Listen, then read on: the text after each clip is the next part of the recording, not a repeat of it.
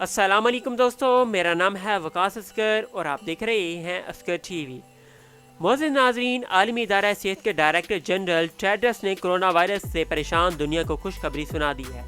WHO کے director general Tedros کا کہنا تھا کہ کرونا وائرس کی خطرناک بیماری کو ختم کرنے والی ویکسین اب 95% صحیح ثابت ہوئی ہے، یعنی کہ اس بنائی جانے والی ویکسین سے کرونا وائرس میں مبتلا پیشنٹ 95% تک صحت یاب ہو سکے گا۔ لیکن ویورز، اس سے پہلے ہم آپ کو پاکستان میں کرونا وائرس کی پھیلنے کی لیٹسٹ نیوز دیتے ہیں۔ معزز ناظرین، اب تک پاکستان میں 52 لاکھ یعنی کہ 52 لاکھ افراد کے کرونا ٹیسٹ کیے گئے ہیں اور گزشتہ 24 گھنٹے کے دوران 40,000 نئے ٹیسٹ کیے گئے۔ اب تک 3 لاکھ مریض صحت یاب ہو چکے ہیں، جبکہ 1800 سے زائد مریضوں کی حالت تشویشناک ہے۔ ویورز، کرونا وائرس سے پاکستان میں ایک دن میں 60 افراد جاں بحق ہوئے ہیں، جس کی تعداد مرنے والوں میں 7,807 ہو چکی ہے۔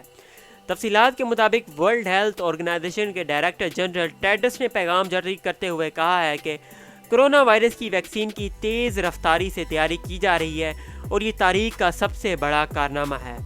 جتنی تیزی کے ساتھ کرونا وائرس کی ویکسین بنائی گئی ہے، تاریخ میں آج اس طرح کوئی اور ویکسین تیار نہیں کی گئی۔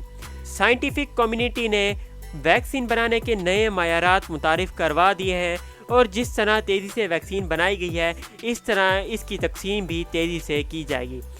اور ویورز، ہم آپ کو بتاتے چلیں کہ اس سے پہلے بھی کرونا وائرس کی ایک ویکسین بنائی گئی تھی، جو کہ جرمنی کے 2 ہسبینڈ وائف نے بنائی تھی، اور وہ دونوں ترکی کے رہنے والا تھے اور ایک مسلم کنٹری سے تعلق رکھتے تھے۔ ان دونوں نے فائزر نام کی ویکسین بنائی تھی، جو کہ کرونا وائرس کو ختم کرنے میں 90% صحیح ثابت ہوئی ہے۔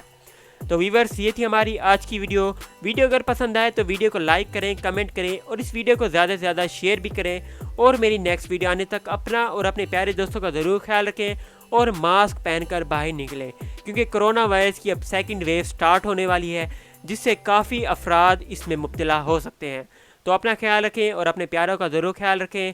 تو ویورز، ویڈیو کو لائک، کمنٹ اور شیئر ضرور کیجیے اور اپنا ضرور خیال رکھیے اور دعاؤں میں یاد رکھیے۔ اللہ حافظ۔